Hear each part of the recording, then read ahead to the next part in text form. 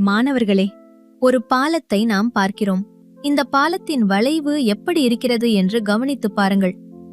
இப்போது இந்த பாலத்தின் வளைவை கணிதத்தின் மூலம் ஆராய்வோம். இந்த பாலத்தின் நடுப்பகுதியை, அதாவது அதன் உச்சி புள்ளியை நமது கோஆர்டினேட் பிளேனின் ஆதிப்புள்ளியான 0 பொருத்திக் கொள்வோம். இப்போது நமக்கு ஒரு பரவளையம் கிடைக்கிறது. பாலத்தின் மொத்த அகலம் 30 மீட்டர். மேலும் பரவளையம் y அச்சை பொறுத்து சமச்சீராக இருக்கிறது. எனவே இருபுறமும் தலா 15 மீட்டர். அதனால் பரவளையம் x அச்சுக்கு கீழே உள்ள இடத்தில் சந்திக்கும் புள்ளிகள் 15 - 10.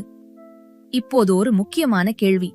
பாலத்தின் நடுவச்சிலிருந்து 6 மீட்டர் தொலைவில் சென்றால் அந்த இடத்தில் பாலத்தின் உயரம் எவ்வளவு? இந்த புள்ளியை B என்று எடுத்துக்கொள்வோம். B இன் x கோஆர்டினேட் 6. B யிலிருந்து கீழே செல்லும் செங்குத்து தூரத்தை AB என்று எடுத்துக்கொள்வோம். இந்த AB நீளம்தான் நாம் கண்டுபிடிக்க வேண்டியது. மாணவர்களே, இப்போது நமக்கு தெரிந்த தகவல்களை பயன்படுத்தி பரவளையத்தின் சமன்பாட்டை கண்டுபிடிப்போம். கீழ்நோக்கி திறக்கும் பரவளையத்தின் ஸ்டாண்டர்ட் சமன்பாடு